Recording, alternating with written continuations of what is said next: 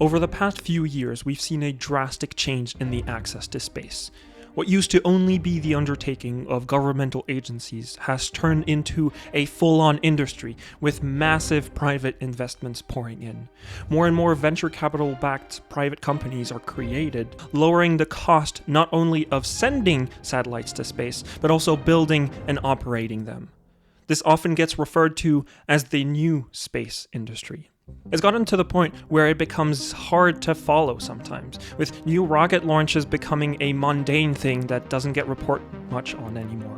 Billionaire Richard Branson, now the first person to reach the edge of space in his very own spacecraft. And it doesn't help that a lot of the mainstream media outlets seemingly focus more on billionaires going to space rather than what this newly developing industry actually looks like. So, just like how decreased price to launch payloads to space have made Earth observation companies a possibility, this new, different industry has meant new opportunities for different media coverage. On top of that, the way we consume information has drastically changed from YouTube to social media, blog posts, and newsletters. This is why today I'm talking to Mo Islam. He's the co-founder and CEO of Payload, a modern media company centered around a daily newsletter reporting on the space industry. Now, I heard about newsletters being a thing in other industries, and like me, you've probably heard of Morning Brew. What I hadn't realized is just how big and influential they can become. In October 2020, Morning Brew was acquired by Business Insider for an estimated $75 million, with their subscriber counts being in the millions. That's why I wanted to talk to Mo to understand how he thinks about what a modern media company looks like, how they're reporting on this space industry, and specifically around Earth observation. More interestingly, Mo doesn't come from either the space nor the media industry. His background is in finance, having been a VP at JP Morgan before. He saw an opportunity in the coverage of news in the space industry. I think the biggest issue that I had was there's just not a lot of information out there. There's not a lot of information for investors to pick up on. And, the banks didn't really cover the space. The investment banks were all focused on traditional aerospace and defense, but no one was looking at new space. They now have a podcast and multitude other newsletters, interviews with influential figure in the industry, and have become a source of information for many across the space industry. Before we get started, this episode is sponsored by EO Hub, a collaboration between Up42 and GeoAwesomeness. GeoAwesomeness has been a key pillar in the geospatial community for the past 11 years now. I've actually had the founders, Alex and Mutu, on the podcast before. They write articles, host online events, and when possible, organize in-person meetups. They also collect and contribute to podcasts and videos in the geospatial community. The EO Hub is a new section on their website that's dedicated to Earth observation and satellite imagery that they've built in order to showcase how this industry is changing our world. It's supported by Up42, a geospatial marketplace and platform. So if this sounds interesting, I encourage you to go take a look at it at geoawesomeness.com. I'll have a link in the show notes.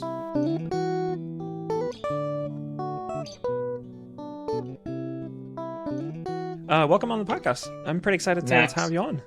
Thank you for having me. It's a pleasure. I really appreciate it. I don't know if you know, I like starting these conversations the same way every time. I like asking people how they would describe themselves. So I'm curious, how would you describe yourself? What I do, or how would I describe myself? So if I just met someone at like a cocktail party. Oh, this is why I asked this question. It's very open. I would say I am someone who, I would say a reformed banker. I, used to work in finance, but now I've realized that my skill set is much more valuable in other parts of the tech industry. And I would say that where I spend a lot of my time these days is helping support the space industry. And that's been an area where I've been, very passionate and in a lot of different ways, right? And we'll talk about those ways, but generally, yeah, I try to be as supportive as I can about the space industry. I don't know if that's the answer you're looking for. But well, this is why I asked this. I guess I would also say I'm an investor. I spend quite a bit of time investing. But yeah, I would probably hone in on those two things. All right, cool. We'll touch on that a little bit later. The first thing when I started looking up a little bit preparing this interview, I've been following Payload, I think, pretty much since day one or nearly, and I only realized when preparing this that you had a finance background, not a media one, so and not a space one either. And those are the two things that at least I understand you're doing today. So how does someone go from being a banker to starting a media company in the space industry? Yeah, that's a great question. So I spent most of my career. I typically like to say that it's pretty darn boring compared to the other folks that we meet pretty regularly. But I've spent most of my career in banking, close to a decade between JP Morgan and Deutsche Bank. And I held roles across both public and private markets, but spent a great deal of my career raising and investing in private technology businesses.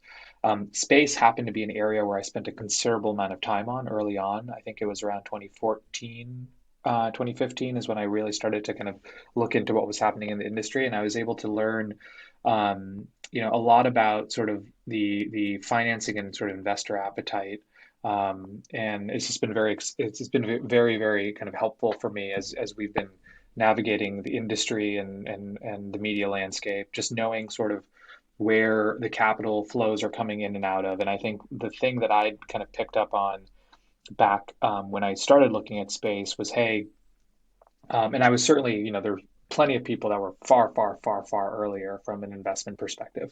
But just thinking, okay, like there's this really interesting dynamic occurring at SpaceX in terms of like, cost structure. And they were really the folks leading the charge, at least on the institutional investor side. That's where a lot of the investors were focused on. And you saw sort of like all the sort of outcomes and all there's kind of a trickle down effect across the space economy, at least this investing landscape in the early days with like the planets of the world and the spires of the world. And the question really became like, what is this industry going to become? And I think not many people really knew. But the bet I had taken was, okay, I think there's going to be an enormous amount of capital that goes into this industry. So how do we think about what comes next? And I think the biggest issue that I had was there's just not a lot of information out there. There's not a lot of information for investors to pick up on, the industry trends, the different companies and the business models that were evolving. And the banks didn't really cover the space. The investment banks were all focused on traditional aerospace and defense, but no one was looking at new space. And that's sort of when like the gears, I think, started really turning in my head. And how do you decide, okay, we're actually going to start something? Yeah, it's funny. It was totally by accident. And maybe I should just kind of introduce really quickly what we're talking about is the Sure. Yeah, is please. the is the company that I co-founded along with my partner Ari Lewis, and the company is called Payload, and we're a digital media company, and we cover the business and policy of the space industry. And I'll talk a little bit about what that means in a second. But before we really got into and like really started to understand what Payload was, was talking to Ari. He's a friend of mine. I had met him through just kind of a mutual kind of work connection when I was at JP Morgan, and we'd become friends. And I was catching up with him one day, and I was like, "Hey, like we're just kind of like, what are you working on?" And I was like, there's this like really interesting space that I want to start. Building like an investor newsletter out of like a weekly newsletter. I just want to like start telling the stories of what's happening and get folks like acquainted with all the really great innovation, and the rapid pace of like business model evolution that's occurring that we're sort of witnessing before our eyes, because of all these really interesting policy changes and cost structure changes. And he was like, and we were walking through it, and he was like, "Have you heard of B2B media?" And I was like, "I don't know what that is." And he was like, "No, I think what you're talking about is you're talking about a niche industry where there's a lack of a particular type of information, or a particular lack of a more efficient distribution model, and it's a high value audience. So perhaps there's something here." So I was very intrigued by what he was talking about. But he started to explain that there was a potential to bring a completely fresh new perspective and distribution model to a very traditional industry. And that's when we started to like really think through like, okay, like what are we thinking about here, right? What are we building? And I think the examples that he used early on was like Axios, Morning Brew, right? Two companies that basically took what was happening in business, the Wall Street Journal legacy, like covered business really well, right? Publications like the Journal, and they said, well, look, people are spending way more time on mobile. There's a lot more time being spent on email, right? Or reading on email. So why don't we build a product that caters to that general trend? And of course, I mean, the newsletters aren't new things, but I would say those are two easy examples of companies that really turned into viable business models, like massive business models. And Axios, as we know, sold for 500 million. Morning Brew sold for something close to 100 million. And I think, in my mind, that was okay, can we apply and figure out how to apply this business model to space? And how do we create a newsletter first business model, create this massive distribution, and just make it easier, turn it into a habit? What Morning Brew did really well is they turned it into a habit. Every morning you got up and you clicked on Morning Brew's publication, and you knew exactly what you needed to know for the rest of the day. And it was a great kind of it was almost it was like a cup of coffee in the morning. You needed to have it. And we were like, can we do this for this industry? And our conclusion was, or the thesis that we had was we could, absolutely. And at the time, most of the media models were very, very traditional, very traditional media models in space, website kind of traffic driven, and sometimes even print publications. And we were like, well, clearly that's not where the industry's going, right? So let's shift that away and figure out if we can create more engagement and cater something to a more maybe even younger audience, because we saw all these huge cultural shifts happen in space, younger audience, folks with non-traditional backgrounds that were coming into the industry. So we were like, let's kind of lean into that and figure out a product that works around that. Yeah. So you take the new spaces coming up, this thing where the space industry is basically being changed, especially 2014. That's when I started getting interested in it. And the SpaceX is still this thing that's really new, but there's a lot of things happening. And then Payload started much later. We're seeing things happen, and this new space is ramping up, but there's not really new media to cover that. It's still this old way of doing it. And so basically a little bit like what happens at the space industry is what you want to do to the media landscape of in the space industry. Yeah, so that's exactly right. And our approach is unique, as in it's a newsletter first model, right? So that's what I wanted to come on next. That in and of itself is it's not a unique media model. The media model itself is not unique. Applying it to space is unique and new. Right. Right. Yeah. So what we're really doing at the end of the day is shifting the distribution and making the top of the funnel the newsletter. And we're going to make that free. It's always going to be free. It's going to be a free product to our subscribers, and it's going to help drive distribution to all of our other media products and future properties, right? And this isn't new, right? We talked about Morning Brew, The Hustle, Axios. They've done this really well, and they've built really amazing businesses. So our first product was a weekly newsletter. I handled the writing. This was the very, very first product that we ever launched. Weekly newsletter. I handled the writing. Ari focused on audience development and growth, and the initial traction was just better than we expected, which was, by the way, shocking when you actually look at my writing, because my writing is terrible. I'm not a journalist. I am a research, spend most of my time writing research. So I can write things that will help you fall asleep, but writing really cool, fun, interesting, quirky, that's not my thing, right? So, but somehow we got people to be interested in that. We had industry professionals reaching out to us saying how refreshing our take and style was. We started getting public company CEOs signing up, and that was effectively the signal that we needed. And these were all organic signups, just from people forwarding it to others. And that was that was effectively the signal that we needed to basically go out and properly build this thing. So we ended up raising a small seed round about a year ago from a number of really amazing investors, and that allowed us to go out and hire this all-star team that we're now building out. The thing I then want to focus on is you're on the space industry, but it's also very focused on the financials of the space industry. It's not. There is focus on the new developments in tech and things like that, but there's a lot of the coverage that you guys have is much deeper on valuations and how investors are thinking about things. Even the people that you have on, is that based on the field that you've come from? Is that just the early days and then you want to expand, or is that really the focus that you're going on?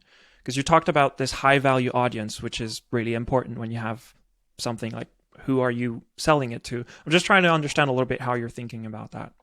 Yeah, it's a great question. So what I would say is like, I think the first half of our existence, I think that was definitely true. There was a much more focus on the investment side, and like really not just investment side, like more on the financing side. There was a heavy push towards that, but we have now actively tried to move away from that. And it's because we're seeing different ways that we can like actually expand our product, right? So let me kind of take a quick step back because I think it'll be helpful. So like we went daily last October, I want to say. So about it's been a year. Um, Before we went daily, I remember thinking, and we all were contemplating, like at the time we just hired our managing editor Ryan Duffy, who joined us from Morning Brew, and he built the emerging tech brew, right? He knows how to. He like was a newsletter like savant, like he knew what to do, and he was like sort of the perfect person to help like build this thing out in the beginning. And I remember the three of us talking. We were like, "Is there enough news to write a daily?"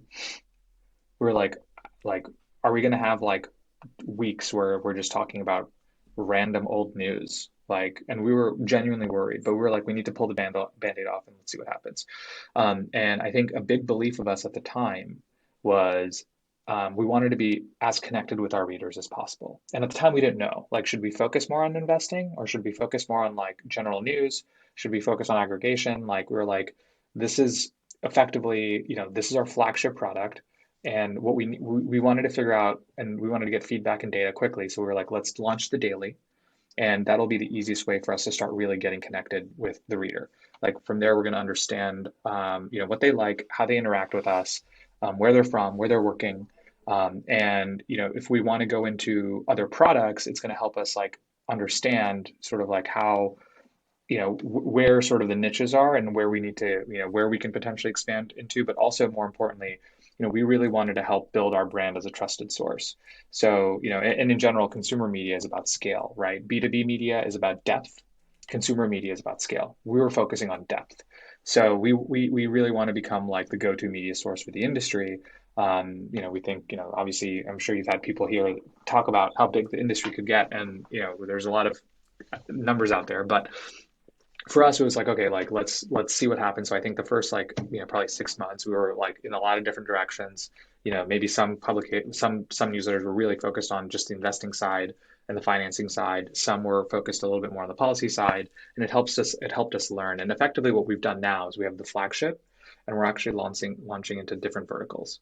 So we launched a science publication that's run by one of our journalists, Rachel Zisk. Ari and I both have a newsletter that comes out monthly. He has a marketing based newsletter that's more for like the marketing folks in the industry. I have an investing specific newsletter. So it comes out once a month and it's about investment topics in the industry. And then we're launching a policy version of it, that's going to be run by Jacqueline Felcher, who's one of our new hires. And that is particularly exciting because actually, I should say that there are definitely policy publications out there, but if you remember, or if you ever read Politico Space, that was a big policy publication. So Jacqueline used to help run Politico Space. So we've kind of brought her on board, and she's going to help us build a policy publication. So now that we've understood what the readers are looking for, we're now kind of branching out into these other verticals. But the flagship has become more of a catch-all. We talk about investing, we talk about the policy side, we talk about startups, we talk about the big pieces of news. We don't really care so much about reporting on like SpaceX and like what's happening, because like everyone's reporting about SpaceX. You're not going to get anything new from reading our publication about what's happening with like Starship, right? Like, but to the extent we do cover that, I think on the edges, but we really want to find the stories that people aren't necessarily reading about in other places. Sorry, very long-winded answer to your question, but I think that for us, it's been a bit of an evolution. No, that's. I mean, this is why I want to have these conversations. I appreciate you going in the depth as well of how you're thinking about all these things. I think it's really interesting to try to understand a little bit about where you're going, about like you're trying to figure this out as you're going. I just want to come on a few little things to make sure I understood correctly. So on going daily, do I understand that that also allowed you to try out a bunch of different things and seeing, like asking people, that's something that you guys do Yeah, I often. mean, look, our business lives and dies by our readers, right? So we Yeah. care deeply about what they are thinking, what they care about, and we got a lot of feedback in the very beginning. Feedback that ranged from, "Hey, you cover things that I already see," right? Which is fine. I mean, there are people, by the way, there are people Yeah. that we'll just never add value to because they're Yeah. so connected that they're just like, by the time something comes out, they're like, "Oh, we already knew about it." That's not our target audience though, right? But there's going to be people like that. To other folks who are like, yeah, we want to see more policy related things, or hey, can you, like, this is a really important topic, it's not being covered, and we think you need to be covering it, right? So like we got a ton of feedback in the very beginning, and we still get feedback.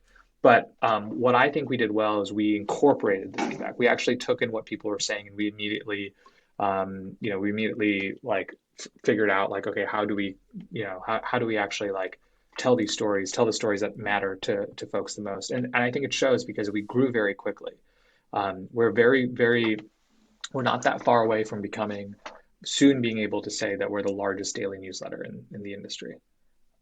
So we're very close to being able to say that. And to us, that milestone isn't as important as the number of people that we're reaching. Like we want to be able to reach as many people as we can in the industry. And thankfully, like the more important thing is like as you listen to the readers and you know what they care about the most, you get a sense of like striking that right balance of like, like actually going out and reporting on what actually matters the most, but also kind of tailoring things to like, okay, we know that the industry cares a lot about this, but it's not being talked about. So let's lean in and see how much information we can draw upon on that particular topic.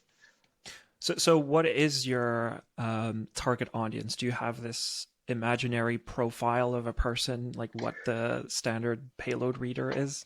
Yeah, so right now, I'll answer a question like in two different ways. Right now, the answer is yes. Sorry, that's actually not the right answer. But what I'm saying is like we do have. What I mean to say is, yes, we know who our target audience is. Our target audiences are industry professionals and enthusiasts, like the folks that are in the industry. This now includes investors, right? There are folks now who are Sorry, let me really, interrupt you there because yeah. the industry, you could define that in many ways. Can you hone in a little bit on what you mean by the industry? So the industry of aerospace. Okay. So new space and traditional. So like the people in the startups of the world, right? Like it's hard to call SpaceX a startup right now, but everything from that to like the companies that are just coming out of Y Combinator right now. They just raised a seed round that are doing like some innovative new Earth observation startup, right? Like that's the new space side of things. That's definitely our audience. But then the traditional aerospace industry is our audience, like Lockheed, Boeing, like Raytheon, right? BAE, all those companies, Maxar, like, and I think I would get in trouble if I called any of those traditional aerospace and defense, but more the companies that have been Right. around for a long time, right? That have been doing this, that have been doing this for decades, that have billions of dollars of revenue. Like we want to be able to capture that, like that both sides of it. What we've noticed though is that like our original focus was aerospace. It's now starting to like open up to defense as well.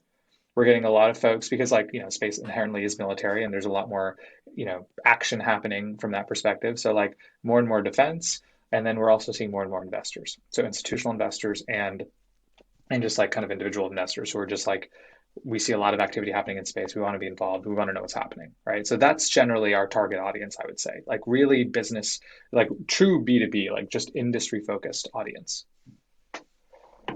Cool. Yeah, I So, just so wanted anyway, to so that, understand that a little bit because I think it is, depending on who you ask, the space industry means a lot of different things, and people put like end it at a certain way and start it at somewhere else. So yeah, just wanted to clear that out. yeah, well, I would also say this, right? Which is like where I think the audience is going to go. And Hmm. I don't know how our model is going to shift around this or how, we might actually just build a strategic partnership with someone to kind of cover this, but space is becoming more and more mainstream, Yeah. right? Like, and I would say for a few different reasons. Um, there's the headlines, which we don't care about, that in mainstream, which is like the billionaire space race, like Musk, Branson, Bezos, like New Shepard, Spaceship One, all the, like billionaires going to like, want to go to the moon. That's capturing a lot of the mainstream headlines, and there is definitely a level of interest. The reason why those are being written about is people in the mainstream like audience cares and or not they certainly want to learn more about that or read more about that, right? Clearly, that's where the mainstream media is like leaning in. I think outside of that, though, I do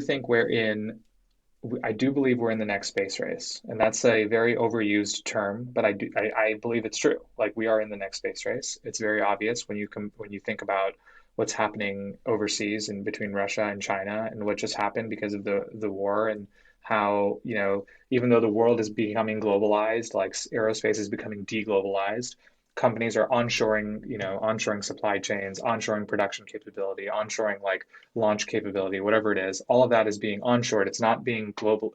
There's not the globalization that you're seeing in the broader tech industry. And if you actually look back in the Apollo era, in the 60s, and sort of beyond, like a lot of the interest from the mainstream came as a result of the fact that there was this technological war happening, right, effectively between the US and Soviets at the time. And I do think that there's going to be more and more of that interest and attention that goes into aerospace as China continues to break their own milestones and continues to like really out innovate and do really really really cool things, which they will, right, which they are. The other thing is I would say is that there's a remarkable amount of similarity to space, um, with crypto, believe it or not, right? Like, so we see a lot of interesting similarities in the audience. So, like I'll explain what I mean. So, like back in 2015, many of the major crypto media businesses that had started were really, really like the readership was dominated by industry people, very similar to how our readership today is dominated by industry people. So, the folks that worked on those crypto projects or the folks that worked on the exchanges, crypto readership today has grown exponentially. And it's in effect become ubiquitous because crypto in and of itself has become ubiquitous. You have more industry professionals, you have more investors, you have readers from adjacent industries because they all want to know how is this going to affect me. Like the banks want to know what's happening in crypto, even if they're not necessarily interested in crypto, but they're like, because they're just like, is this going to upend my business model? And I do think like what this a very similar story is playing out in the space industry, and we're already seeing those signs. So right now, our industry is very, the readership is very industry specific.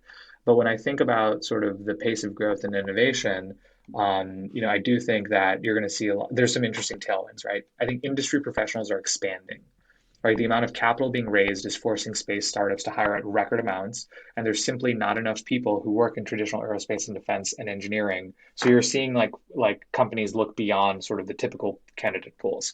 So you're going to see new folks entering the industry that won't have the traditional backgrounds, but they're going to want to keep up with the news and what's happening, right? So that's one angle.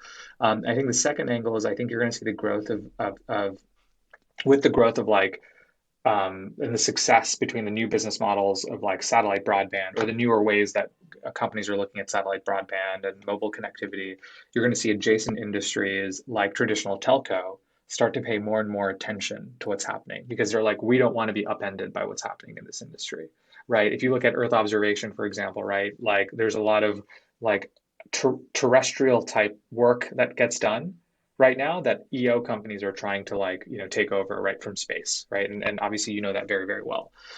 So I do think that there's going to be adjacent industries that start to pay attention. And yeah, I think the space race piece of it is also going to drive broader consumer interest. So I think those are sort of the dynamics that really just tell us that the way we approach a business like this needs to be like very different than it was before because you really need to think about where the industry might be going. So the consumer angle, the broad consumer angle is something we're thinking about. We are exploring partnerships with some very interesting folks in the industry that have a very close tie with the consumer. So we're thinking about how do we partner potentially rather than build out a whole new vertical. Is there a way for Payload to partner with like other really great organizations out there that have a really good stronghold over the mainstream consumer base? Right. So do you think that's going to change the way you tell those stories, basically, like you report on them? Yeah, so I think the flagship newsletter will not change. That will Okay. always be industry focused, like storytelling, right? Industry focused, because that's where the value is, right? The second we start to become, if that publication became mainstream, it would lose value to the folks who are in the industry, the decision makers, right? They're like, okay, well, I don't want to read about like, what gets clicks, like from the Right. mainstream audience. Right. That's why So they came in the first place. that's why they came in the first place. So that's certainly, we're not going, like, the flagship will continue to be industry focused and will be, how do we add the most value to the folks in the industry, and like how do we help drive decisions, right? I can't say who it is, but we were at a conference recently and a governmental organization came up to us and said, hey, we really appreciated your piece on XYZ because it actually helped us think through this decision that we were going to make. And we were just like, what? We were like, of all the places that you could read to get information, like this is what you're using to make this type of Yeah. decision that in and of itself, in a way, will influence the industry, right? So like we need to be very mindful that there are things that we're going to write about that like people are going to hopefully utilize, or they care about, and that might help drive decisions. The second you start to go mainstream and start to think about things that don't really matter Yeah. to those Yeah. folks, then the value of that product really, I mean, you lose the value of that product. Yeah. Let's go on the Earth observation aspect. I'm very curious to Sure. have your thoughts on it, on both on what like the one of the tricky things I can imagine that you have to go through. I go through that a little bit with the podcast, is deciding what you like, how deep you want to go on a subject, because there's always going to be people who are like, this is not hardcore enough. I want more details, more technical stuff, more things like that. And there are people who are like, this is too much and I just want a higher level. So I'm curious on the Earth observation, starting there. Like it is a segment of the space industry, and I'm curious to think about how you cover it. Yeah, it's a good question. So let me point to your first question, which was the how do you decide how deep to go? And I think that has been again it's striking a balance. And I would say Ryan, Rachel, Jess, and now Jacqueline have done an amazing job figuring out like strike how to strike that balance.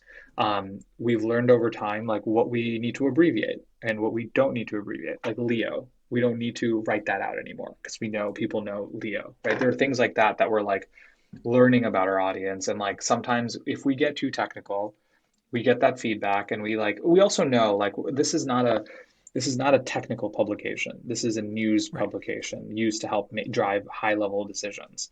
So we're never going to get that technical. I think in terms of EO, we've really started to write more extensively about what's happening in EO, and really, effectively the role of satellites. And I think what's really started to accelerate that is the war.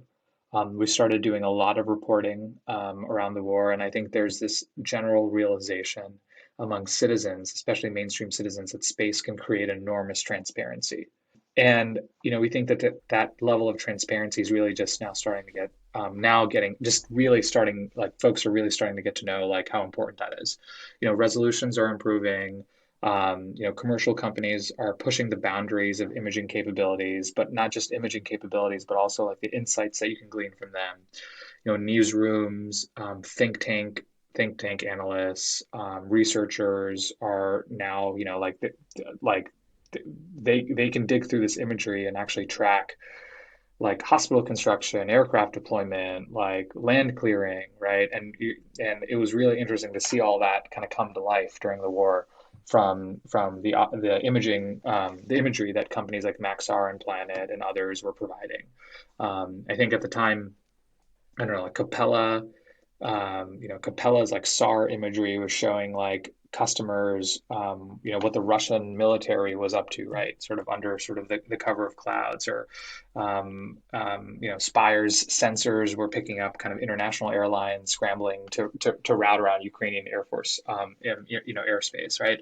A lot of these really interesting like tank maneuvers and like where the tanks were moving to, like we could actually see that real time. And I think that that really showed the world that there's a tremendous value that we can get, at least even from like just an information perspective or a journalism perspective, of what's happening, and it's all because of a space-based asset. So that's a general, I would say, general trend that we've really been spending more time on.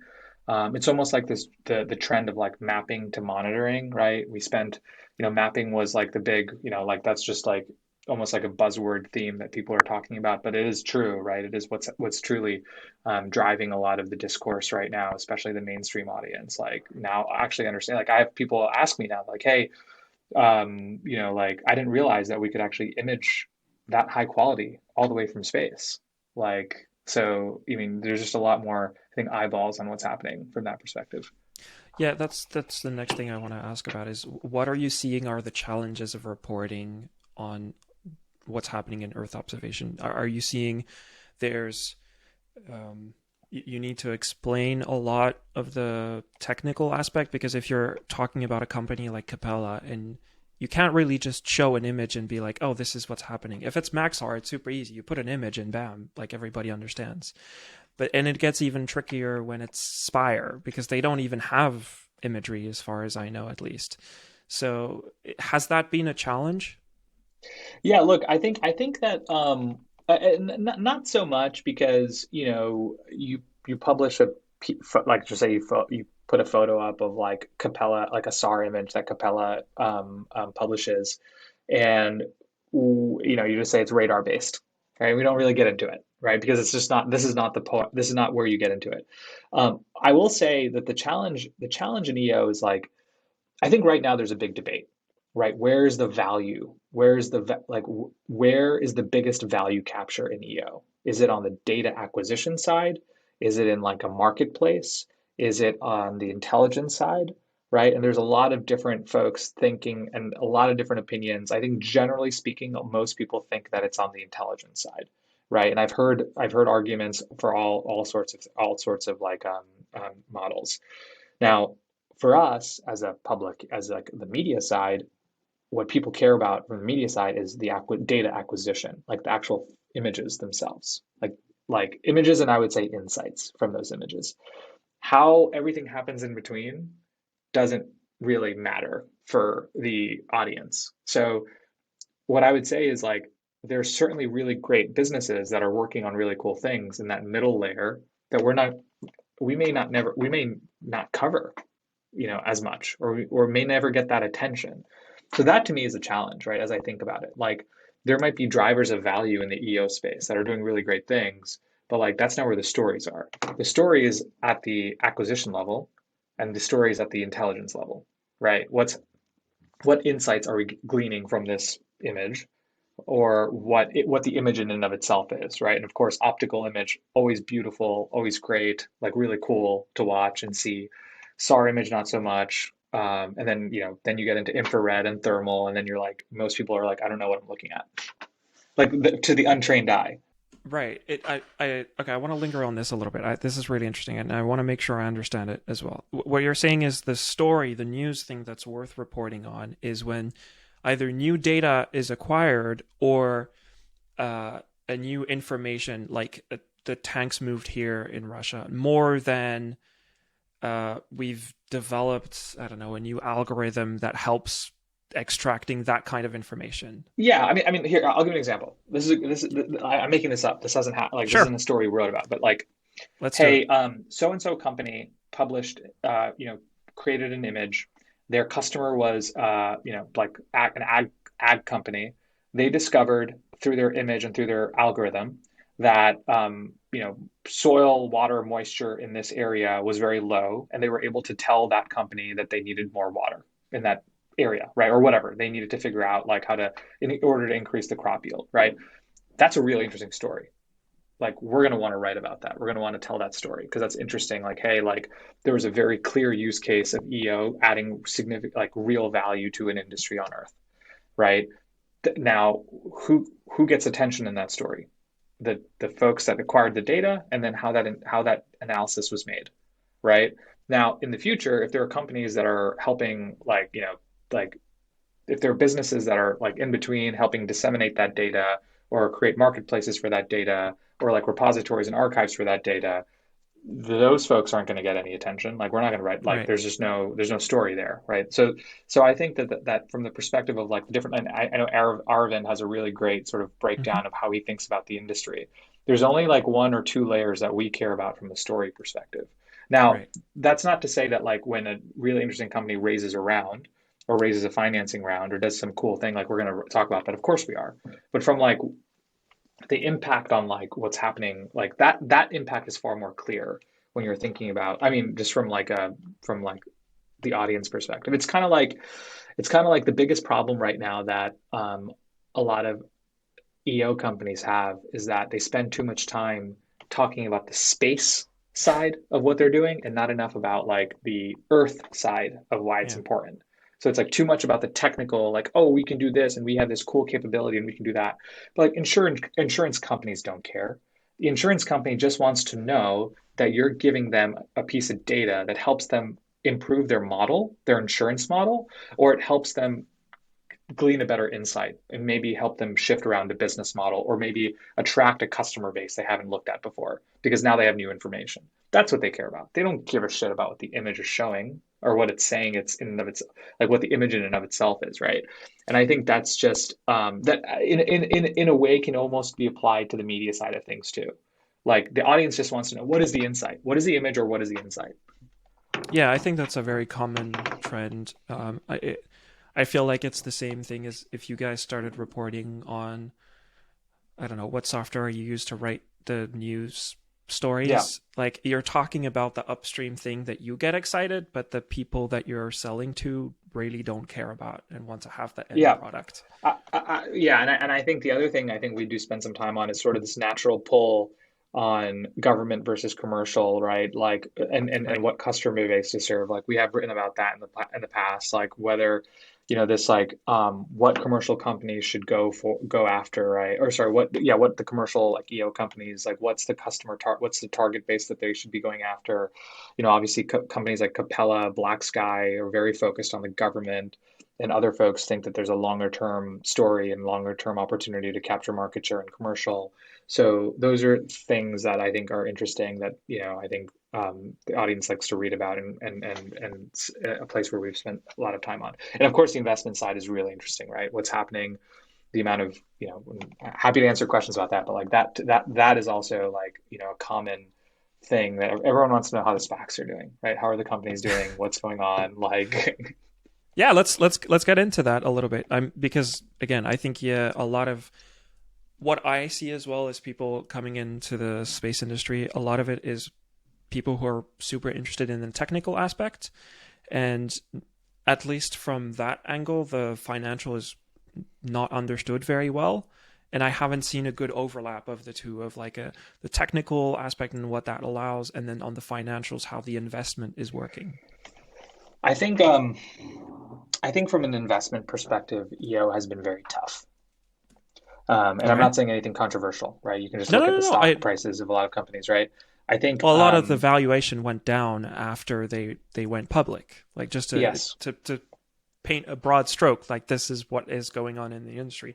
A lot of the correct. companies went public a year or two ago, and pretty much all of them went down. Well, yeah, exactly. And we can let's kind of let's try to paint a little bit of a balance view, right? So Sure. I think that here's sort of like the overarching like interesting kind of like trend that has led us here today, right? What satellites that used to cost hundreds of millions of dollars it's not is that's not the case anymore, right? Hardware has effectively been commoditized. Lower cost of launch means new companies can establish constellations at significantly lower capital costs. That also means lower prices and an ability to expand the market, take more market share, and then still potentially generate reasonable unit economics, right? The downside of all this is that low cost drivers and this type of feedback loop could also mean a race to the bottom, but we can talk about that in a second. I think the overarching negative from an investment perspective is that you have companies like Maxar and Airbus that have historically been the key players, right, in this industry, in this market. Now, because of venture capital and because of sort of the surge that we've seen in venture capital, we've seen a huge proliferation of competition in that space. You have the Planet, like Satellogic, Spire, Capella, Black Sky, et cetera, et cetera, et cetera, right? Many of these companies are collecting effectively the same data sets, but with differentiation that comes from maybe different levels of precision or frequency, right? Effectively. I'm very, by the way, I'm obviously oversimplifying. I'm sure if any of these companies were in the room, like I would get things thrown at me. But they're more, what I think you're trying to say is they're incremental increases on top of each other. No Correct. one is coming like, we're imaging the Earth every single day and we never had that before. It's like, oh, Yeah. we had every 2 days and now we're doing every day, or we had a meter and now we're doing 50 centimeters. It's like this incremental increase. Yes, exactly. And by the way, there are some unique data sets that are being collected. I think like Spire on the RF side and Hawkeye 360, that I think there is some comparative differentiation that you can talk about. But either you're continuously iterating and making your data product, which in and of itself has an upper bound, right? From a market demand perspective, like you could it's like, hey, we'll make this optical imagery, just to give an example, like 30 centimeters. Now it's 10 centimeters. Now maybe one day it's 5 centimeters, right? Like, let's just say at some point someone's gonna be like, oh, I don't need it that. I don't need it that good. Like, I just don't. Like, that's really great and that's awesome, but I don't need it that. So you have this sort of upper bound from a market demand perspective. Or what you've seen is those companies now expand into other verticals. So like you saw this in launch, right? Launch companies are now just not just launch companies. They're building satellites, they're building constellations, they're providing specialized components and equipment, right? Like when you see that happening, typically what it means, when you see businesses go beyond their core product, what that typically means is like, hey, this core product is not that big of a market. It's not as big of a market as we thought it was. Right. Okay. Now I'm generalizing. Now, that's not always the case, but sometimes, like a lot of the time, that is the case. And I think we saw that in launch, and I think you're starting to see that in EO as well. Like you see a lot of companies are like, hey, the raw data side of things is not that big of a market. So we now need to expand into other verticals, platform, analytics, et cetera. And by the way, here's something I think about, and I'm actually curious to get your opinion on this, Max, because I know you know more about this than I do. But if you think about it like this, Maxar is the effective leader in traditional imagery, right? I mean, like for all intents and purposes, right? They've been around for over a decades. They have these significant customer relationships, and the company does $1 billion in annual Earth intelligence revenue, roughly about $1 billion. And they have been around forever. So to build a profitable business, you have to assume a couple different things. You have to assume that the market expands, right? Or you see new business models or much leaner kind of cost structures, right? Generally speaking, like that needs to happen. So to me, like the positive, like now just to be kind of, just to think about that side of things, the big positive is that there's a variety of new business models that are now viable, and it's just interesting, like subscription kind of data offerings, whether it's like a one for all model that Planet's exploring, because Planet does tasking, right? But they also have been doing this thing where it's like, well, we're going to map the Earth every day. And we're going to provide that data. It's going to be like pretty much no added cost for us to add more and more customers to that like layer of data, right? So there's that side of things, which from a model perspective and like margin perspective is really interesting. And then you have companies who are obviously exploring SaaS-like models, and they're trying to target software margins or sell raw data at cost and potentially maybe use channel partners for analytics. I actually think that to me is the more interesting, like the Shopify model, like build the platform and then find channel partners to sell your analytics. Because like the other thing is EO companies don't know how big these markets are, these verticals are. Like you don't know how big this like whatever like crop monitoring market is. Like it's big. That's a bad example, but there are plenty of examples where like there are interesting markets, but you don't know how big it is. You don't know how much you need to invest in it. So use a channel partner and use your data and like get the analytics that way. So to me, the right business model is some sort of differentiated product via either superior imagery quality and effectively like a lower OpEx structure. Like, sorry, I've dove into a whole No, it's okay. I think the only thing is that I appreciate like having those examples. That's the only thing to make sure that we're on top of it. I do think that's a this is also something that I wonder on how you report on those things, because a lot of it is super speculative, where the companies are making those claims about this vertical is this big, or we're taking this move because of this vertical. But we don't really know where that's going. And specifically for Earth observation, I think that's a really good example of Maxar makes $1 billion in revenue every year. The big question is how much of that is on the defense side, and then how much is on the commercial private sector that you can grow on top of. And I think that goes to this aspect that you're talking about, growing the market. Basically, if you can have those things. What I'm curious to ask about is, how are you thinking about that when you're trying to report back on this? Do you have, like, this is our thoughts on this, like, where there's this thing, but do you try to inject a little bit of your own into it about, like, not so sure about this one?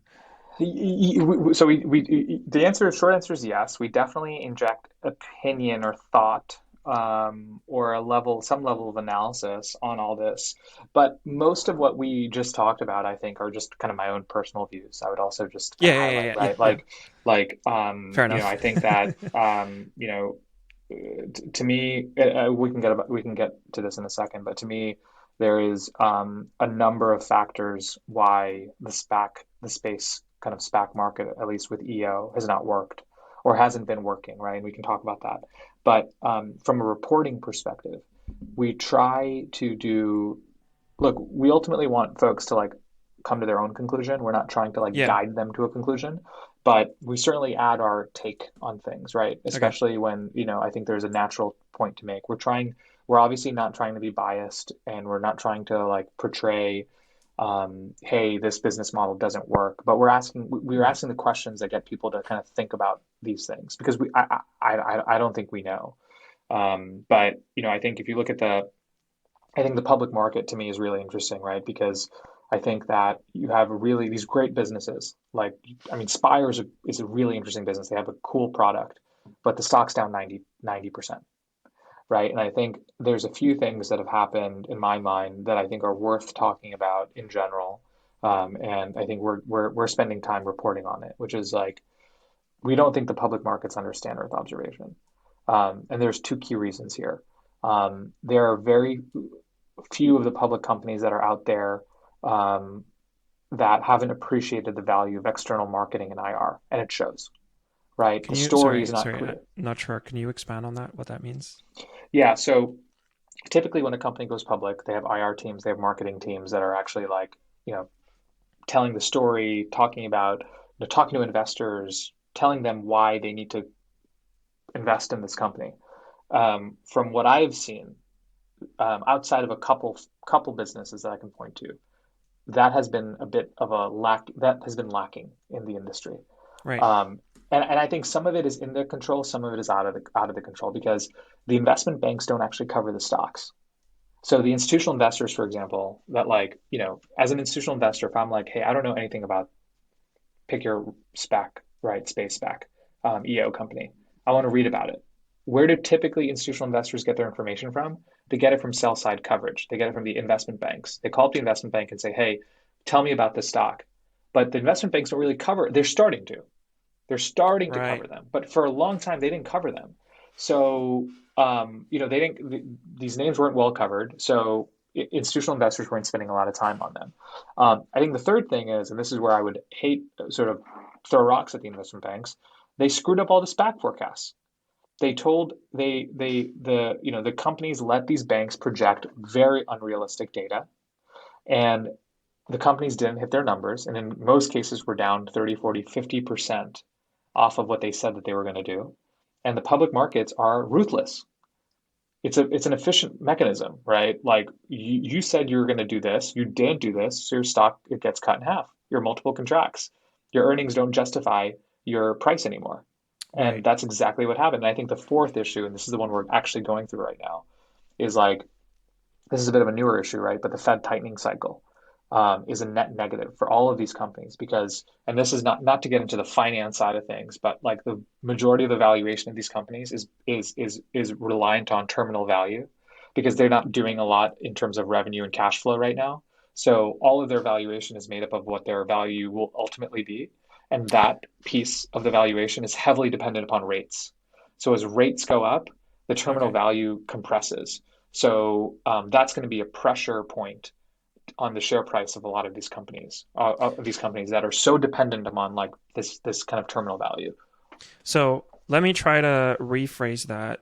If I were to Sure. try to explain it like I'm five, I like trying to do this about like making sure I understand this, and then you can correct me if I get it wrong.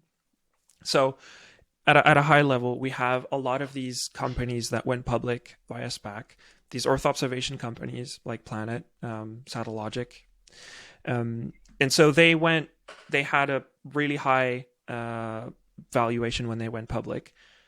What I understand is your take on why those are low is because the traditional investors didn't necessarily understand those industries, because it's like space is a new industry, and then you have Earth observation, which on top of that is even newer. Um, and that had to do because we didn't necessarily have in place the mechanisms to report on those companies. So what I would say is this. I'll simplify it even more. I'm an investor. I've been investing in stocks for a long time, right? I'm just making this up, right? I'm just a kind of investor, and a new EO company comes, and I'm saying, okay, this is interesting. What is this? I was like, well, what am I going to compare it to? I'm going to compare it to Maxar. Maxar has $1 billion of revenue, and it's like a $3 billion business, and they do $1 billion of revenue. Okay, how much revenue does this company do? Oh, 50 million. Okay, interesting. How much is that company worth? If Maxar is worth 2 or 3 billion, should this company be worth $1 billion where it went public, Right, or is it worth much less? Right now, right, now right, we right. can argue that it should be worth $1 billion because it's a new cost structure, new model, like new way of doing business, new, like subscription model. Like there's a lot of But you things that we can have talk to about, understand but you have to why that understand that that is. Right. story did not. I think that that story was not bridged appropriately, and for two reasons. I think the companies themselves didn't do a great job, and I think Okay. the banks didn't report. Like banks don't report on them, so there's not enough data out there for for the companies to absorb, Okay. and the banks help these companies shoot themselves in the foot by issuing these crazy projections. So it was a multitude of things. It wasn't just one thing, but it was a multitude of things. It was unfortunately a just like a storm that I think like I mean look at Black Sky. Black Sky recently won $1 billion contract, 10-year $1 billion contract, right? It was like it was like EOCL contract, right, which was through the NRO, right? Like if anything, that was a huge endorsement of the company's technology. But that I mean, barely did anything for the stock, right? It like had a 1 day jump, but it's just like it's because I still think there's a fundamental like now some of the companies have their own issues. Like Spire has a stock. There's a substantial overhang on the stock because back in mid-September they entered into this equity distribution agreement, and without getting into the details, it means that if they execute on the agreement, there's substantial dilution to the company that will take place, which will just further there's but it's also just like they're the growing pains of being public. Like Right. if Right. you have Right. a report, if you have a projection and you don't hit it, the markets are going to punish you for that. And I think that unfortunately, that has just yeah. And by the way, this isn't just EO, right? Launch companies, the space SPACs in general, tech companies in general. This is a broader issue, which is why Right. I talked about the fourth overhang, which is like I think a lot of these really great EO businesses, especially the ones that are still private, are dealing with now the real overhang that like capital is not cheap anymore. And there's going to be like you need to really make sure that these business models there's a big market and that there's a real business model behind it because otherwise you're not going to get funding.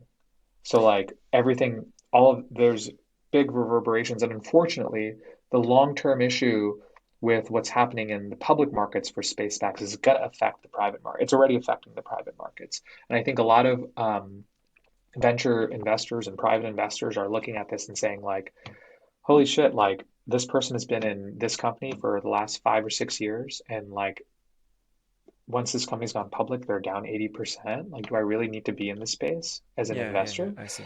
So, by the way, I do think as time goes on, like people are going to really start to see the value of of the new cost structure, and like, there's going to be a lot of great positive things. And I think it's going to, but like, I think in the near term, the next year or so, it's going to be, it's not going to be particularly fun.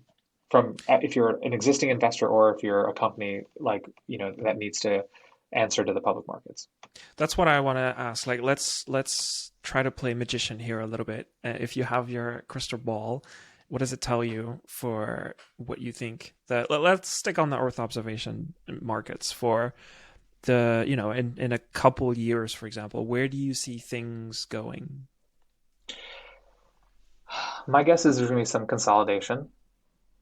There's going to be companies, current public EO companies that are going to be acquired, because they're Okay. just not able to maintain their status as like a viable public company. I think that will happen. I don't think the tech or I don't think that actually technology or that service will go away. I think that company may get rolled up into another business. I think you're going to see more of that. Who do you Um, think would acquire one of I want those? to be careful what I say. This is where I try not to. Okay. I, yeah, look, what I would say is like here's what I would say. Let me talk about a general trend rather than Sure. point to a specific person. The traditional aerospace and defense companies are trying to figure out how do we tap this new space culture and new space market. You're seeing it in launch, right? You have like, effectively everyone knows like Lockheed sort of partnered with ABL, right? They're doing level partnership. Like Northrop recently announced a partnership with Firefly, right? I think eventually you're going to see potentially these companies saying, you know what, we have a, we're a multi-hundred-billion-dollar market cap. We have a shit ton of cash on our balance sheet. We're just going to buy these companies, take them in house, and like, build up sort of use our resources to help build up this kind of vertical for us that we've been like legacy not great at. I think you'll probably see some of that. Like traditional aerospace company come in and say, hey, this asset's cheap. We can buy this for a few $100 million, and then there's a lot of synergies having it in our ecosystem. So we're just going to do that, right? I think you're going to see that's probably going to be more the likely, I think the likely scenario. Right. Yeah, but like that's kind of what I was wanting. I'm not asking for specific names. I'm more asking for specific industry. Like, do you see someone like Google coming in and saying like we're going to acquire this, or is it That's a still really in the? interesting. That's a really interesting. I think that's a really interesting company to name. I think Google, Facebook. Um, have you thought like think about this? What if Facebook? I'm like going out there. Well, I haven't let's even do it. I haven't even thought about this in my head. What if Facebook says we're gonna acquire a optical imagery company or a company that provides optical imagery, and then we're gonna map it over the areas of the market that we care about, and we're gonna see, I don't know, how many where are there more swimming pools? What areas of what zip codes are there more swimming pools? I'm just making this up, Yeah, yeah, and we're going yeah. to target ads to those people for more swimming pools, right? I don't know, whatever it is. I mean, you can get more nefarious than swimming pools, right? You can think about like where you can start thinking about like a company like that and how they use it to like direct ads, or like how to think about like, I mean, certainly an interesting It's data, like and that's it's what data. those companies are in the market, in the business for. So Yeah, your imagination can kind of go wild as to how far that goes. But correct. It yeah, doesn't it's have to be like interesting. that's a great point though. It doesn't have to be in aerospace and defense. It could be like a lot of companies that just need a particular piece of data, like and I mean, financial institution, like a financial institution making trades on a I don't know, particular, like commodity, right? I mean, those trades are worth historically been worth billions of dollars, right? Like there's a huge amount of economic value associated with it. So like, I mean, look, at the end of the day, those that's more that's better used as a customer, but like maybe there's like a particular maybe you're I don't know, like I'm thinking, I mean, there's But not that that many gets back people. to the point where we have no idea where this industry is going, Correct. because it could very well be all of those different things, and it doesn't seem like there's a clear path to any of those three things that we talked about. It stays in the aerospace industry, one of those big fang tech companies acquires it, or it goes into the financial sides. Like it sounds all three, there's a case for all three of those, but we have no idea where it goes. Yeah.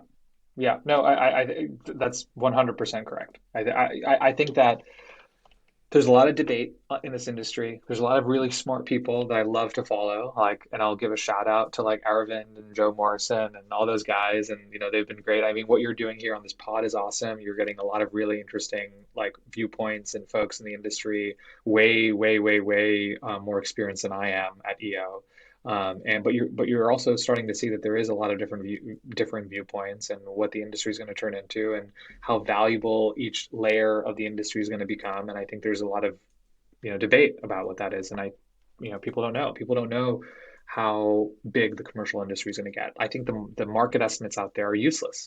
There's just I've seen estimates that seem way too low, and I see some estimates that like don't make any sense. They're just like this doesn't feel like given how quickly the industry is growing, that's the right number, right? So there's a lot of unknown and uncertainty, that's for sure.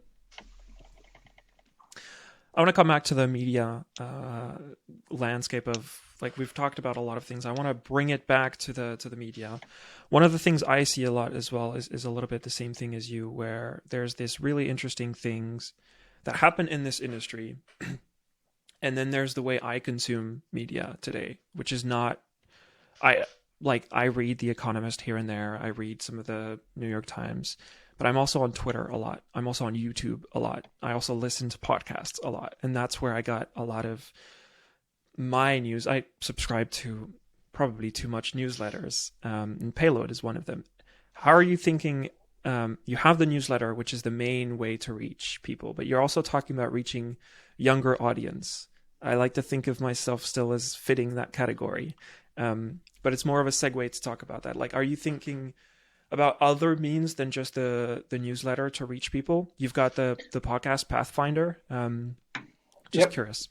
Yeah, so that's right. So right now, outside of the publications that you mentioned, we have the webinar. We are starting to do webinars. We do have in-person events that we've started to do. We have Pathfinder, of course. Now, beyond that, I will tell you a medium that we've played around with, but we're not quite sure about, which is TikTok. I was going to ask about TikTok. Great. Let's We, get we, into it. we've thought about it. We don't we don't quite know how to think, like how to build a model around it. Like, because I mean, there's a lot of great kind of science-based TikTokers out there that I think are doing really cool things. Um, look, the other side of it, the other side of things are just kind of funny. Sorry, it's not funny. It's just more just like an interesting dynamic. Like aerospace and defense is an industry. Then and forget about the D word. Let's just say aerospace and new space is a industry that there's always a big government military angle to like everything. It's dual use, right? Significant dual use. And when you talk about dual use, and effectively, our organization is an American organization, right? We were built in the U.S. We're funded by American investors. I think you know where I'm going with this.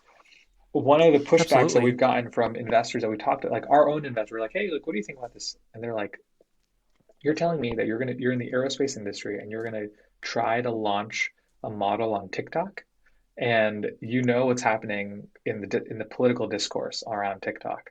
So that to us is something that we've thought about and it's crossed our mind. And it's like, look, I'm not going to get into the politics of what I just said, but what I will say is that it's something that we ultimately don't want a fun media outlet that we're using to capture a younger audience to effectively hurt the Right. the main offering, right? And we can see how there could be some blowback. So we've thought about it and we're like, you know what, right now, unsure, we're going to revisit this on another day. Now, if we were to use a partner and say, hey, like you're doing really cool stuff and we're going to partner with you in some way, Right. shape, or form, I think we will think about that. But right now, to answer your question, we have thought about other things like that, like TikTok, but right now I mean, look, the low-hanging fruit continues to be the flagship. It's just that's the low-hanging fruit because we still have a huge audience to capture. We have a lot of ways to improve that product. And we don't really need to spend too much time right now thinking about a million other things. Okay. Yeah. The reason I wanted to, I'm glad you went to TikTok. The reason I wanted to ask is because, so this is my, whatever it's worth analysis of Payload, but I see you have the daily newsletter and you're starting to do other newsletters. that's there's a few bits, and sometimes you branch out to like longer Q&As, for example. And then you talked about wanting to have depth, and that's where I see that you guys have the podcast, which is like this hour plus conversation with one person on a few topics. But then this super short form thing is where a lot of the digital media is talking about. Everybody can't stop shutting up about, can't shut up. That's a better way to, about this. And that's what I'm curious about it. Are you trying to, you were talking about a funnel. Are you trying to make that funnel even bigger? Because right now listening to a podcast is incredibly hard to get one person to click and to start listening to a podcast. An email is a little bit easier, I'd guess, or clicking on a link. But seeing a short or a TikTok is like, it's the lowest amount of friction there is for someone to get engaged with your content. Or a tweet is a little bit the same. Like, are you thinking about that? About like, how do we have these much shorter forms of content to basically get people their foot in the door? If it's not beyond TikTok. Yeah, that's a good question. To be honest, I don't think we have spent a lot of time on that Okay. point. I think it's an interesting one. I think it's one for me to take home for sure and like talk about it with the team. I think the way we've thought about it is like um, if our top funnel is the flagship because it's free, right? Effectively, I mean, to your point, there is still friction in getting someone to put in an email and hit subscribe. Like obviously, there's friction around that, but we're thinking about, okay, well, if we have a free product, top of the funnel distribution, which means, and hopefully we just grow that audience as big as possible, which means that every time we launch something, we can distribute that product through that. So the reason why our pod ended up becoming like relatively successful very quickly is because we have a distribution mechanism. Yeah. We have we You launched a already pod have an and audience. we have an audience. We tossed it into the audience funnel, right? We launch a new publication. We toss it into the main audience funnel. And then overnight, we're able to go from like this audience to this, sorry, maybe no one can see me, but like, you go from like 0 listeners to like 1,000 listeners, like overnight, right? And more, Yeah. right? As the audience continues to grow. So, to us, like, that's the model we're like really leaning into to figure out like now from a business perspective, what are the other higher margin products that we can build that are more interesting, more exciting from a revenue perspective. But up until now, the flagship is really our main source of distribution. Now, what you've mentioned from the short form perspective, I think is very interesting. I think that when I think about the world of like short form, like where people are consuming their content, and like I don't know, maybe I've lost touch with the younger folks these days, but to me it's like what, Snapchat, Instagram, like TikTok, like is there something else? Because if there is, I don't know about it. Well, you guys are on YouTube. YouTube is playing with We're that on as well. That's why we are I'm. on YouTube. We are on YouTube. But by the way, it's just like the production is like it as it can really add up. Oh yeah, And it can really add up. And we're trying to keep our cost structure relatively lean right yeah, now. I think at some point, if we want to like really, really hammer home like the ability to do like really cool short, I mean there's some Instagram properties out there that we've thought about acquiring and integrating that into our model. We've had conversations with folks, and then ultimately, I think we decided that right now it's a little bit of a distraction from the core product, and like let's yeah. just execute on the core product. That's really interesting because so I'm discovering this world of media. Like I consider myself a part of the media landscape in a little You definitely way. are. Of course you And are. no, but it's like a big identity crisis for me, Yeah. of like as a software person. Yeah. But it's really interesting because what you're mentioning here is the same that what I do here in people starting tech companies. This idea of focus is really important about, Hmm. and the language you're using is the same. It's a product, and people use that for if you have a SaaS service, you have a product, and there's features. We're not using the word features, but it's the same. And there seems to be this value on focus. Like we're not going to do 10 things. And if we had those 10 things, it would be great. But there is a cost and price to having those. So we're going to focus on making this one thing great. and then slowly we're going to experiment, but it shouldn't take away from this one core element that we're doing. Yep. No, that's exactly right. Most times, you're looking, this market is the perfect market to like see this, right? People overhired last year and like now they're cutting back. OpEx cuts across the board. Unfortunately, people are getting fired because there was just too much like layering to growth. And I think it was like this, hey, we're going to expand into all these other things. And we didn't. I'm happy to say that we are in a really strong position, like from that perspective. We just hired someone. We didn't fire. We have no desire. Yeah. Sorry, not no desire. We don't have any need to cut back on any expenses because we've monitored that I think, very well. And could we have gotten distracted last year and like expanded into a million different things? Like, definitely, definitely. But in this market, like you need to be very, very careful because like the macro, there's more macro uncertainty now than there ever has been in the last decade. What's the end game for Payload? You said you raised some funds. So is there like a pressure from the investors to like go public or get acquired? Like I'm curious No, as no, well no, how no. you're thinking First of about all, it. yeah, public is, we don't even talk about that word. I don't know. That's But no, no. So we very, very specifically. So the problem with media has always been venture. Like venture, when you include like traditional venture capital, there's always a pressure to grow, yeah. expand, like raise more money. We have a couple, I would say, VC partners, but what I would call them are definitely more partners than anything. There is there's been no like we explained it from the very beginning. It was all about sort of like maintaining that trust. Like, hey, this is not a business where you're going to raise a million different rounds. This is a business that may be profitable in a year, which is exactly where we're trending. Like we're going to be, hopefully, knock on wood, like we're trending to being profitable by next year, right? So like the question is like, you know, are you looking for scale, scale, scale, scale, scale? Like this is not the type of business that like operates as a traditional like VC now or traditional venture-backed business.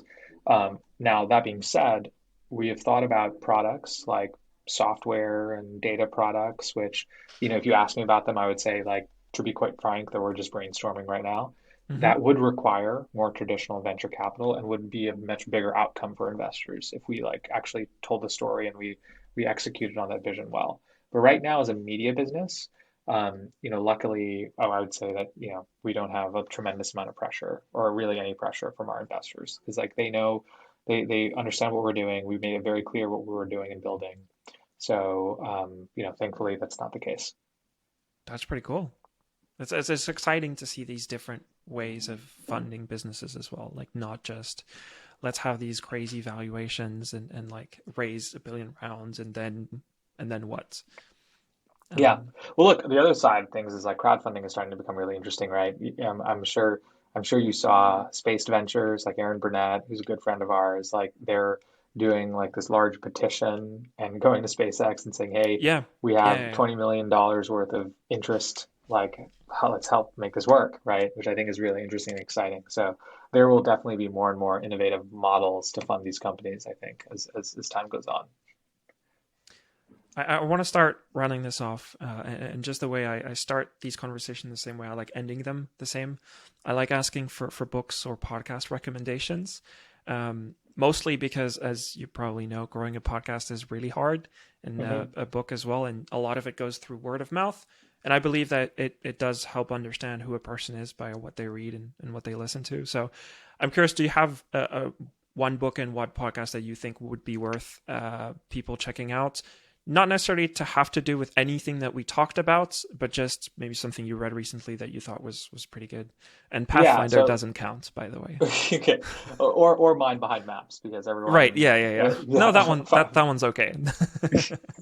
Well, first of all, I'd obviously say people should listen to this because it's great.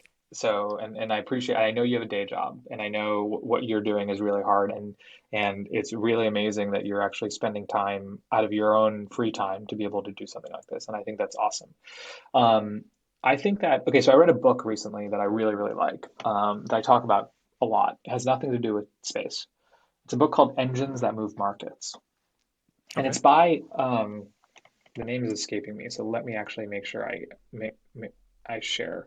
So the it's by yeah, Alastair Nairn. Alastair, Alasdair, last name Nairn.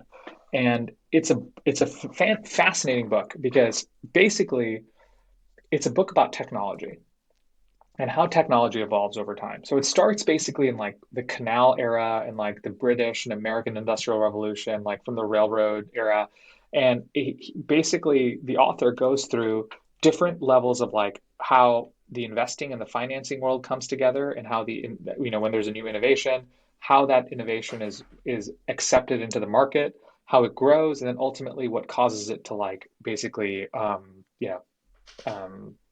ultimately like move on. There's a new technology that forms and sort of like crushes that one, right, the one previous to it, right. So this book goes through all the way from like like I said, like from the kind of industrial revolution type era to the modern internet era. And what you start to see is that it's a pattern. It is a pattern that is repeated for all of human history on like how tech disruption and capital formation around that disruption happens. And it's a fascinating. What you really start to see is like, oh my God, like this has happened so many times, but we never ever learned. And it's just a great book, and it's a great framework to look at new technology. And I think it's one of the most kind of fun books I've read in recent history. So I'd highly recommend that. As far as podcasts go, I mean, I listen to so many darn podcasts. Like I don't even know, like, it's like what I listen to, like all, like I don't even know what I'd recommend. I would say, um, let's see here. I'm like looking at my list. Yeah, what's maybe some not just just something recent, for example, that you thought was interesting. Yeah, I mean, I listen to Arvin's podcast. I have it here. There's a Hmm. Terra Watch episode I listen to. I listen to Village Global's Venture Stories. I think that's interesting. There's an old podcast called The Portal, which I listen to, Yes, which is really, really good. Do you listen to The Portal? I from Eric Weinstein. Yes, that's right. Yeah, That's right. I listened Yeah. to some of those conversations. I think it ended, right? Yeah, it did end. It did end, unfortunately. But I actually go back and listen to like some of the episodes. Like the episode with Peter Thiel is like so Yeah, I cerebral. was I gonna like have say, I think I listened to the first one, which was with Peter Thiel, a couple times. yeah. This one's great. I haven't heard about that one. I'll put that one in the show notes for me to So check out. that one's good, but I'm actually a big music person. Okay, So I great. spend music is like such a huge part of my life. Like I used to produce dance music.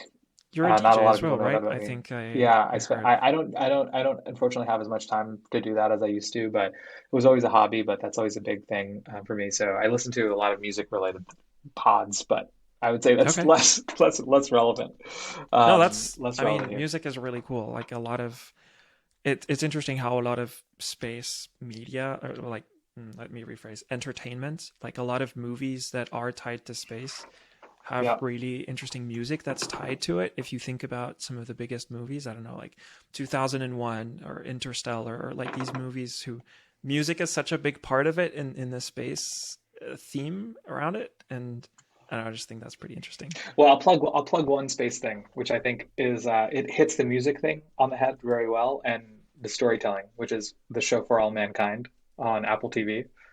If you have you seen it? No.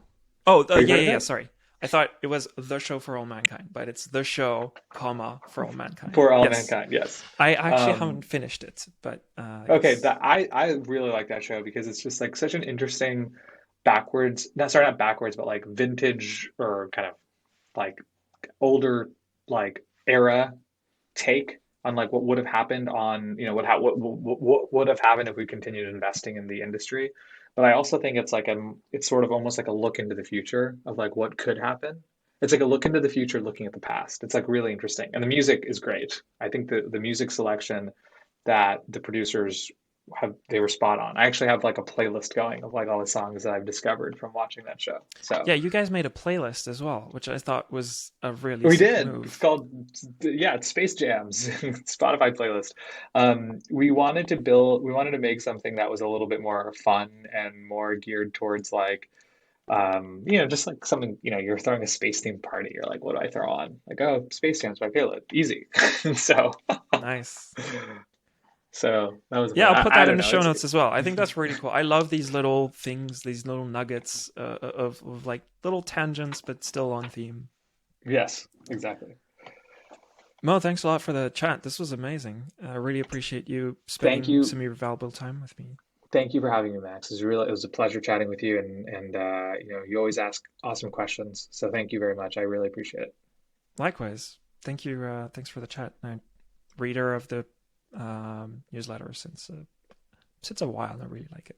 So keep Amazing. it Well, up. thank you for your support. Really appreciate it. Thank you again for having me, and looking forward to hopefully being back here sometime in the future, once Yeah. I've like really honed in on my EO knowledge. Once Google acquires one of those companies. Exactly. Maybe that'll be a natural time to come back. Yeah, and I'll put, of course, in the show notes where people can subscribe to the newsletter and listen to the podcast. You guys have Perfect. some really interesting talks also on the Earth observation side.